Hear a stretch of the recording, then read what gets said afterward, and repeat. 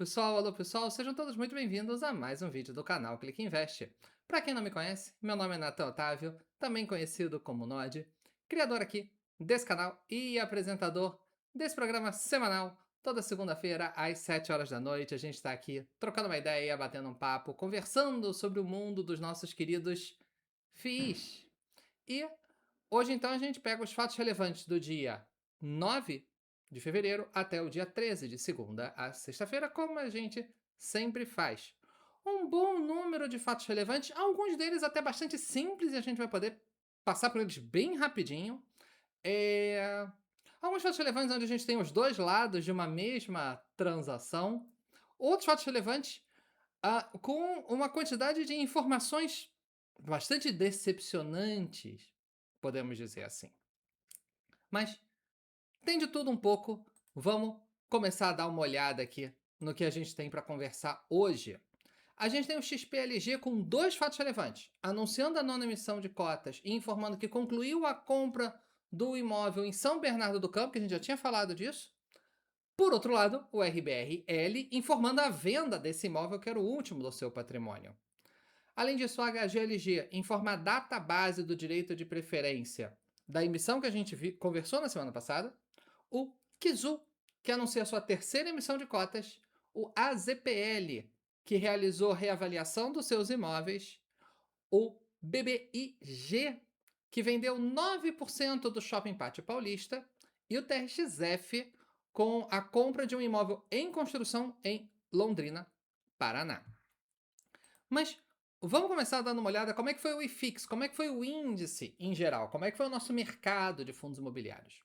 O índice fechou a 3.852 pontos, uma pequena alta na semana de 0,15%, se eu não me engano foram apenas 5 pontinhos, praticamente estável, mas em 12 meses segue acumulando uma alta importante, 28,5% em 12 meses, o que dá 195% do CDI, quase 200% do CDI. É isso que o IFIX entregou nos últimos 12 meses. Claro, alguns fundos entregaram até mais do que isso, outros entregaram menos que isso, alguns tiveram retorno negativo, mas na média, no índice, 195% do CDI. Fundos com maiores altas e maiores baixas. Maior alta o Life 11, com quase 4%. Em segundo lugar, o HSLG, o HS Logística, com 2,93%.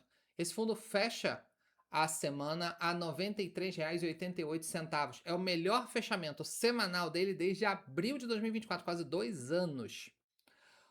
O terceiro colocado, o SNCI, com 2,67%. Em quarto lugar, o TEP 11 com 1,90, fechou a R$ 9,13, melhor cotação em praticamente 18 meses. Em quinto lugar, o Vino 11 com alta de 1,84, que é o melhor fechamento semanal dele desde setembro de 2024, também praticamente 18 meses. Então, alguns recordes batidos na parte das altas. E também, claro, a gente falar das maiores baixas, o VGIP caiu 4,88%, o Valora Índice de Preços. Foi a pior semana em mais de 12 meses dele. Em segundo lugar, o PVBI, o VBI Prime Properties, chegou a cair mais de 8% ao longo da semana, conseguiu dar uma recuperada, mas ainda assim fechou negativo em mais de 4%. Em terceiro colocado, o WHGR, que é o WHG Real Estate, com queda de quase 4%, foi a pior semana em 12 meses dele. E fechando o ranking, o Cartésia com 3,32 negativo e o RCRB com 2,78 para baixo. Primeiro fato relevante dessa semana, o XPLG, o XPlog, fundo com patrimônio líquido aí de mais de 4 bilhões, mais de 335 mil cotistas, gerido pela XP e administrado pela Vortex. Ele comunicou dois fatos relevantes. O primeiro dele anuncia a sua nona emissão de cotas, que é no valor de R$ 1 bilhão. Não é todo dia que a gente tem uma oferta de R$ 1 bilhão. Já tivemos algumas, sim, mas não é todo dia que a gente vê uma emissão de R$ 1 bilhão, sendo que ela ainda pode aumentar em até 200 milhões, até 20%, dependendo da procura. O público-alvo é para investidores profissionais, não é para o público em geral. O valor é de R$ 105,50 mais 39 centavos de custo. Então, praticamente pagando R$ 106 quem quiser participar. Na cotação atual, o fundo fechou a semana a 102,28, ou seja, no momento não tem um benefício maior de participar da emissão. Ainda que você seja cotista, né, que você pode participar pelo direito de preferência. Eu estou colocando aí na tela qual é o percentual e o prazo. Curiosamente, são marcadas 2 datas de liquidação. Num documento fala que a liquidação do direito de preferência vai ser no dia 7 de março, mas naquele formuláriozinho todo estruturadinho fala 4 de março. De qualquer forma, a preços atuais, não tem um grande motivo para os cotistas participarem, porque o preço da emissão está acima da cotação atual. Então, mas se de repente ao longo desse tempo a cotação subir, pode fazer algum sentido. Por isso até eu deixei a, o prazo do direito de preferência para quem quiser acompanhar. Direito de preferência é esse que não é negociável, é exercer ou simplesmente esquecer. Segundo fato relevante do XP-Log no dia 10, é uma continuação do fato relevante que a gente viu lá em 22 de dezembro, onde o fundo estava comprando alguns imóveis. E um deles, a transação ainda não estava totalmente fechada. Até no relatório, quando botava as estatísticas, os números, a XP já até tomava essa transação como certa, mas ainda não tinha se materializado.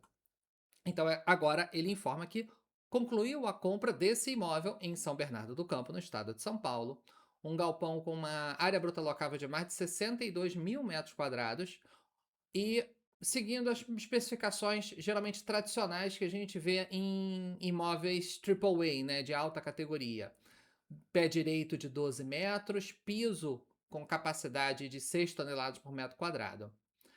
As obras desse imóvel já estão concluídas, é um imóvel que foi concluído há relativamente pouco tempo, e o imóvel está disponível para locação, não está locado atualmente, ele está vago. Mas o vendedor vai pagar ao XPlog um prêmio de locação, que vai ser no valor de 2 milhões por mês, mais despesas de condomínio, IPTU e outras despesas.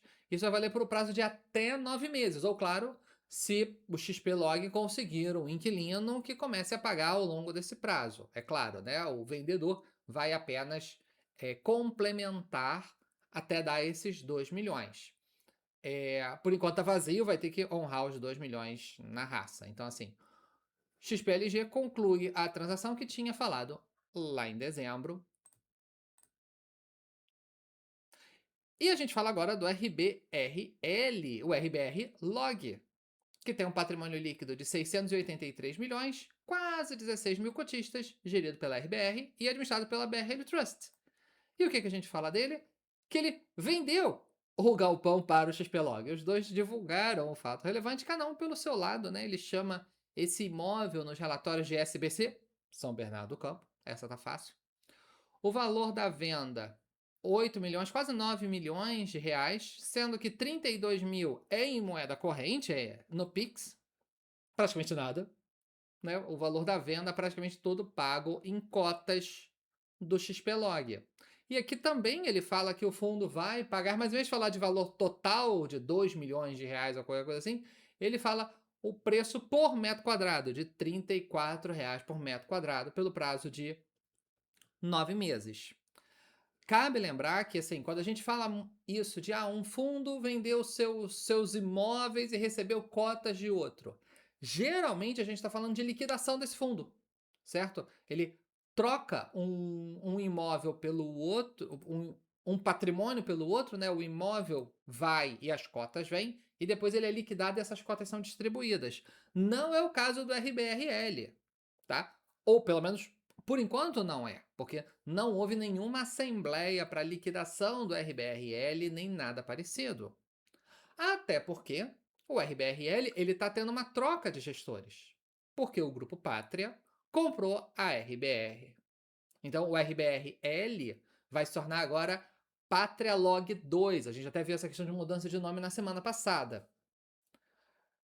E ele vai desse jeito, sem imóvel nenhum e sendo só um saco, um receptáculo com um monte de cotas de XPlog lá dentro e vai para o Pátria desse jeito.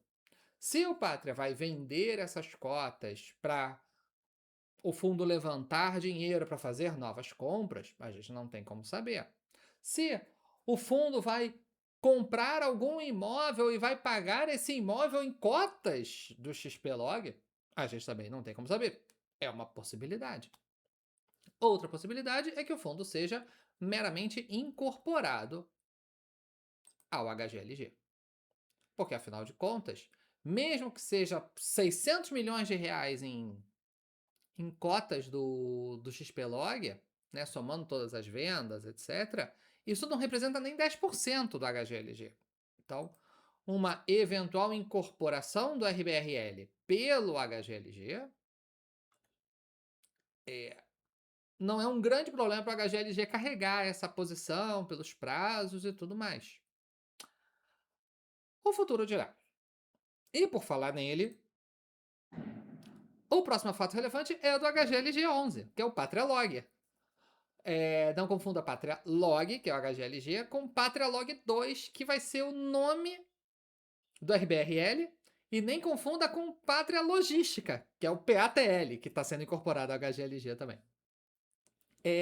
HGLG com patrimônio líquido de 7 bilhões de reais, mais de 530 mil cotistas, gerido pelo Pátria e administrado pelo Banco Genial. Ele divulgou, então, no fato relevante do dia 10, a database do direito de preferência da 11ª emissão de cotas. Que foi naquele próprio dia 10. Então, quem é cotista do HGLG recebeu ali na noite, né, de 10 para 11, os direitos de preferência no fator de 0,0990972 por cota. Então, basicamente 10%, né? Para cada 10 cotas que você tem, você recebeu uma, arredondando os números aqui. Só para lembrar, essa emissão, aqui é um fato relevante extremamente rápido, extremamente curto. Essa subscrição, ela saiu a mais de R$ 166, sendo que o fundo está cotado a 156. Então, nesse momento, nenhum motivo financeiro para poder alocar, entrar nesses direitos de preferência ou qualquer coisa assim. Essa foi uma emissão que essa é uma emissão que está sendo chamada para que o Pátria possa aportar o PATL e ser unificado ao HGLG. Então não é uma oferta, o fundo vai adquirir novos imóveis. Vai adquirir, sim, os do Pátria. É isso que vai acontecer. Próximo fato relevante do Kizu 11. O Kilima FOF Suno 30, um fundo que há muito tempo não aparece aqui. Com patrimônio líquido de mais de 370 milhões, mais de 102 mil cotistas, gerido pela Kilima e administrado pelo BRL Trust. Ele divulga, então, a sua terceira emissão de cotas, no valor de 124 milhões de reais. Uma oferta fechada para investidores profissionais. Só quem pode participar do varejo são pessoas que já são cotistas do Kizu, que vai ter o direito de preferência. O valor por cota é de R$ 8,04, mais um centavo de custos, então dá R$ 8,05. Esses direitos não são negociáveis em bolsa, né? Só para poder lembrar, estou deixando aqui do ladinho, aqui na caixa cinza, o valor patrimonial por cota no último informe mensal é de R$ 8,43, ou seja, olhando pelo ponto de vista do valor patrimonial, essa é uma emissão dilutiva, certo? Se a gente entende as cotas, né, como o seu valor verdadeiro sendo o valor patrimonial, quem participa dessa emissão está adquirindo a mesma cota, a mesma coisa, por um preço menor do que aqueles que já têm. E o que vai acontecer? Quando essas cotas entrarem,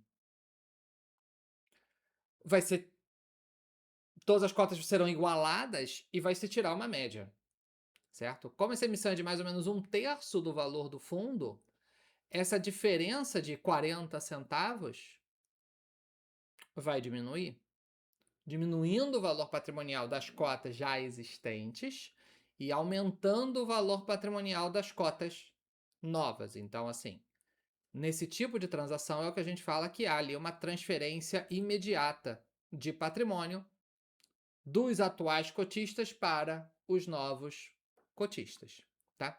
E como também estava no quadrinho, hoje o fundo está cotado a R$ 7,01. Então, ainda que alguém queira aumentar a participação, é mais barato comprar em bolsa do que participar dessa emissão em si.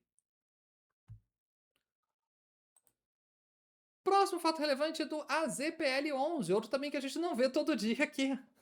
Um fundo com patrimônio líquido de mais de 350 milhões e 5.610 cotistas. Sim, uma quantidade de cotistas bastante baixinha, gerido pela Azequest Panorama e administrado pelo banco Daicoval. Fundo relevante extremamente rápido. Simplesmente o fundo diz que realizou a reavaliação dos seus imóveis e contratou a CBRE. Ponto. No fato relevante, não constou se os seus imóveis foram reavaliados para cima, para baixo, enquanto, etc. Vou ser muito sincero, é a primeira vez que eu vejo, claro, não posso dizer que é a primeira vez que acontece, mas é a primeira vez que eu vejo um fundo, ainda mais um fundo que está no IFIX, ou seja, que tem alguma mínima liquidez, na verdade um dos fundos mais líquidos do mercado, por estar no IFIX, que divulga que foi feita a reavaliação e omite o resultado dessa reavaliação no fato relevante. É a primeira vez que eu vejo. No relatório gerencial, eles até informam que saiu depois. E diz que o valor patrimonial foi reajustado, os imóveis foram reavaliados para cima e o valor patrimonial aumentou em 1,25%. Nenhum aumento espetacular, nada fantástico. Mas, realmente, faço questão de destacar aqui, é a primeira vez que eu vejo uma reavaliação que ela acontece, é comunicada no fato relevante, e o resultado dela não é, obrigando quem é cotista a ter que catar em 2 documentos. Deixo aqui a minha forte sugestão, tanto para a Z Panorama quanto para o Daicoval, de rever essa posição em futuras comunicações. O próximo fato relevante é do BBIG, o BB Premium Malls, um fundo com patrimônio líquido de quase R$ 1 bi e 36 mil cotistas, gerido e administrado pela BB Asset Management, né, do Grupo Banco do Brasil. Antigamente, para quem é mais antigo, a BBDTVM. Quem lembra desse nome é atualmente chamado de BB Asset Management. Então ele divulgou no dia 12 que ele vendeu 9% do Shopping Pátio Paulista, sendo que o fundo em si ele tem 14,65. Então, arredondando aqui muitos números, ele vendeu mais ou menos 2/3 e ficou com 1/3 da posição que ele tinha. Ele vai ficar ali com 4,5%, 4,5%, até um pouquinho mais. Então vendeu menos de 2/3 da sua posição. Sendo desses 9%, metade para a Iguatemi e a outra metade para o SPP FII, que é um fundo administrado pela Capitânia, gerido pela Capitânia. O valor dessa venda foi de 227 milhões, sendo que o pagamento do fundo da Capitânia foi à vista, né, daria 113 milhões e quebradinhos, né, porque é metade para cada um, né? E a parte da Iguatemi, 70% ela vai pagar até 8 de abril, então daqui a 2 meses, arredondando os números. 15% em 12 meses e 15% em 24. Então, 70% em abril e depois 2 parcelas iguais, sendo que essas 2 parcelas para 12 e 24 meses corrigidas pelo CDI. O que eu quero destacar aqui, essa primeira parcela da Iguatemi que não tem correção pelo CDI, o CDI está alto, então assim, o fundo está abrindo mão da correção de 2 meses de CDI, daria aí mais uns 2 milhões para dentro do caixa, 2 milhões, 2,5 milhões. Porque eu tô pegando 113, né, e aplicando o CDI de 1%, por 2 meses. Essa operação, ela se alinha com a divulgação que o fundo tinha feito em novembro, de que ele estava fazendo um plano de desinvestimento e que ele planejava vender ali entre 400 e 600 milhões, porque o fundo tem uma alavancagem bastante alta. Inclusive, a compra desse Shopping Pátio Paulista foi uma compra alavancada. O fundo ele tinha valores a pagar dessa venda agora em abril, certo? Então, ele adquiriu essa participação, carregou aí por mais ou menos um ano, talvez na expectativa de que conseguisse fazer uma emissão para poder quitar, não tem como saber. Não teve janela para isso, porque o fundo vem negociando abaixo do seu valor patrimonial consistentemente. E aí vendeu de volta para a Iguatemi, porque ele tinha comprado essa participação da Iguatemi, né? BB&G, exatamente, que é uma parceria entre a BB Asset Management e o Grupo Iguatemi. Né? Todas as compras de imóveis que o fundo fez foram de imóveis da Iguatemi.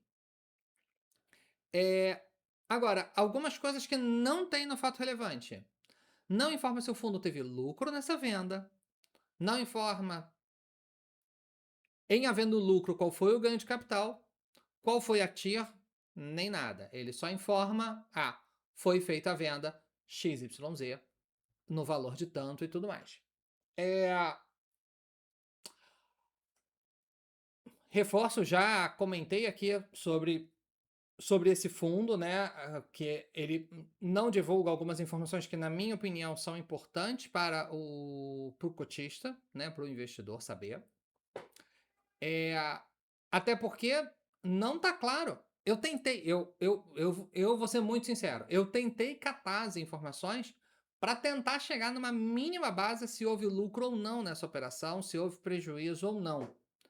E, sinceramente, no momento em que o fundo comprou esses imóveis, não ficou claro o preço da compra. Pelo menos não para mim. Eu tentei abrir as demonstrações contábeis. Nem elas me pareceram totalmente claras. Não sou contador. Assumo que não sou. Mas geralmente eu consigo extrair as informações. Afinal de contas, são 20 anos que eu trabalho no mercado financeiro. E, uns 10 anos que eu faço lives e dou aula, dou curso sobre fundo imobiliário. Então eu consigo me virar geralmente com demonstrações contábeis. Eu não consegui descobrir. Eu não consegui ter uma informação clara. Vi algumas pessoas na internet falando que essa venda teria dado uma perda de 2 milhões para o fundo. Mas não consegui validar de onde elas tiraram as informações. Vi, comprou por tanto, vendeu por quanto tanto, mas eu não consegui achar esse valor de compra. O que me parece, e aí assim eu vou ser muito tranquilo de deixar muito claro que eu não tenho certeza do que eu tô falando, tá? Eu acredito que tenha sido ali meio que no 0 a 0. Se teve algum lucro, não foi grande. Se teve algum prejuízo, também não foi grande. É claro que o fundo também teve a... Como é que eu posso dizer? Os dividendos que ele recebeu desse shopping ao longo do tempo e ele ainda ficou com um pedaço. Ao que me parece, o fundo está vendendo esses 9% pelo mesmo preço que ele comprou os 14%. É a minha impressão.